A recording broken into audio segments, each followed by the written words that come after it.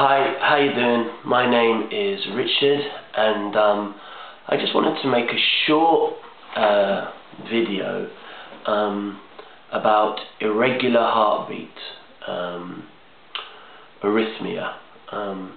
Basically, I've had a condition called S.V.T, which stands for Supraventricular tachycardia, since I was about 13, which is, for 22 years. I was recently looking at YouTube and I saw a couple of clips on YouTube, and some of them were talking about this condition, supraventricular tachycardia, which is easier just to say S.V.T. And basically there was one guy I saw who had it, who just found out he'd had it. He was in his 30s or something, and he looked really concerned, and he was talking to the camera as if he was on his he was in his last few days, and it made me think, well, this is something I've had. Maybe I could do a video, and anyone who has this condition or has recently found out that they have this condition, they could maybe watch this video and think, oh, maybe it's not too bad. I actually have PSVT, which is called paroxysmal supraventricular tachycardia. Don't ask me to spell that.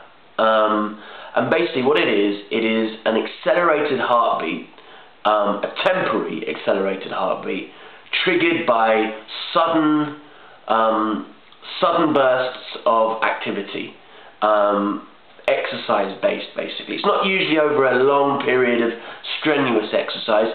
If I did a marathon, for example, that's a laugh, but if I did, I wouldn't get it. But if I suddenly go like this, it can trigger it, and my heart rate can go up to speeds of 180, 190, really fast.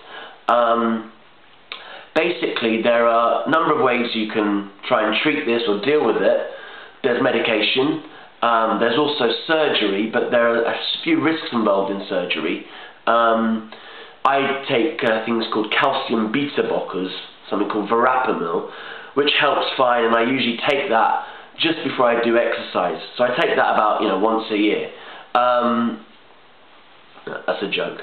But anyway, it's really not something to worry about. I mean, I felt sorry for this guy who looked like he was very concerned. He'd obviously been told by the doctor, you've got a heart condition.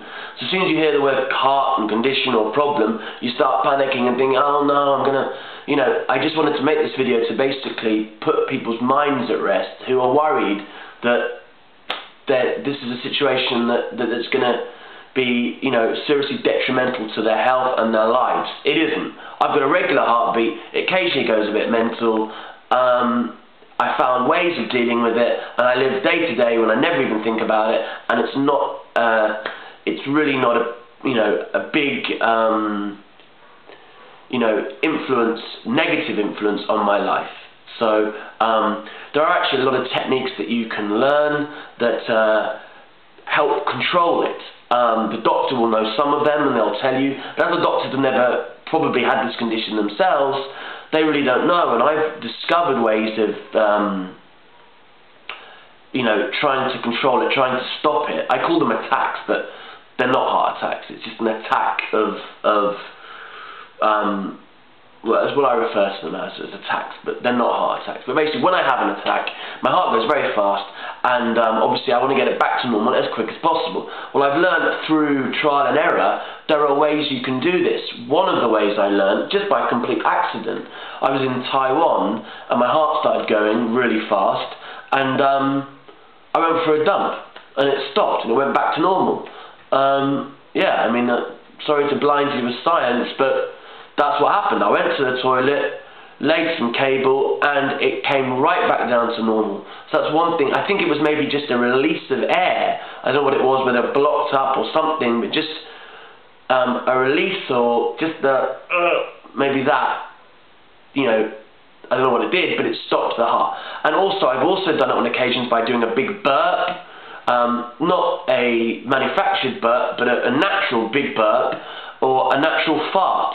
Again, it works on the same premise, I imagine. It just releases something, or another part of your body is working, and the heart has stopped. It doesn't always work. I mean, It doesn't always work, but it has worked. So that's one way of doing it. There's other ways you can do it. You can stand on your head and hold your nose, and not breathe in and out. There's weird ways, but basically the point of this video is I want people not to worry about this.